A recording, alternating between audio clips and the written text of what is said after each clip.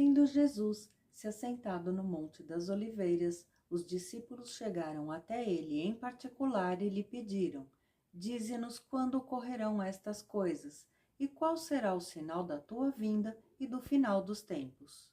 E este tem sido o debate entre cristãos e não cristãos desde quando Jesus retornou para junto do Pai.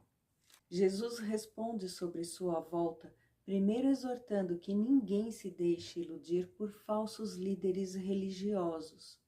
E a seguir ele fala sobre um tempo de guerras e rumores de guerras, de nação contra nação, um tempo de fomes e terremotos em vários lugares, e compara esse cenário com as primeiras dores de um parto. Ele deu um roteiro de perseguição sangrenta contra os cristãos num clima de ódio e traição. Ele previu o surgimento de profetas mentirosos, além da multiplicação da maldade e da frieza das pessoas, de modo que somente os verdadeiros fiéis seriam salvos. E ainda disse que assim que o evangelho tivesse sido divulgado no mundo todo, então viria o fim. Jesus indicou a profanação do templo como sendo o estopim de uma tribulação como jamais houve desde o início do mundo, nem nunca mais haverá. Dias de horror, os quais teriam que ser abreviados para a salvação dos seus eleitos.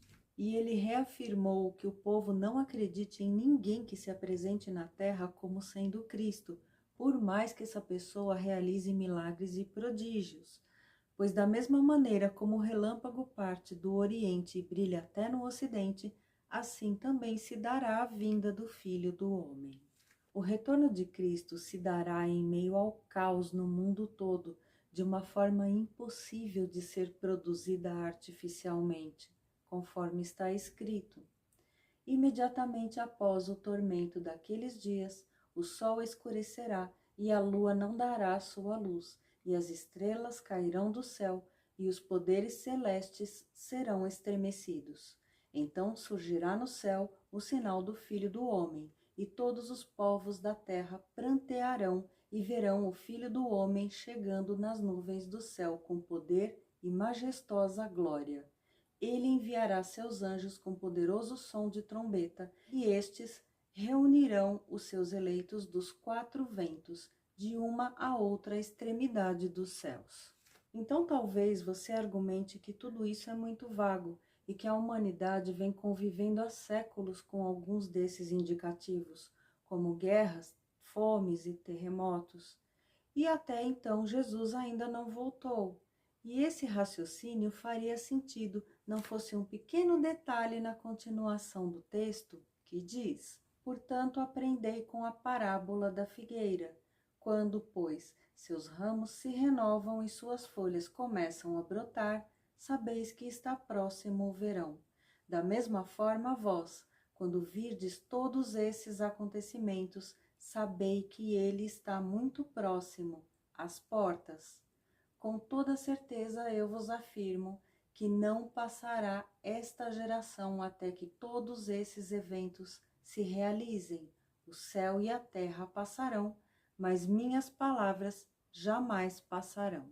Na Bíblia, a figueira representa a nação de Israel, e o que está escrito é que, ocorrendo todos esses acontecimentos, ao mesmo tempo em que Israel voltasse a brotar, isto marcaria a geração da vinda do Senhor. Em outras palavras, a geração que brotou novamente no mapa do Oriente Médio, quando a ONU restaurou o território de Israel em 1947. Além de Israel ser a figueira que se renovou, a Bíblia estabelece a duração de uma geração entre 70 e 80 anos. E se faz 77 anos que Israel voltou a ser um país, então faltam só 3 anos para que passe esta geração, a qual Jesus garantiu que não passaria antes que todas as coisas se cumprissem. Sendo assim, o prazo que Jesus apontou para sua volta está acabando. Por isso a ocorrência de tantos fenômenos estranhos e extremos, nos céus, na terra, nos mares do mundo todo, fora o que está acontecendo no espaço envolvendo outros corpos celestes. Tudo o que Jesus falou está acontecendo bem diante do nosso nariz.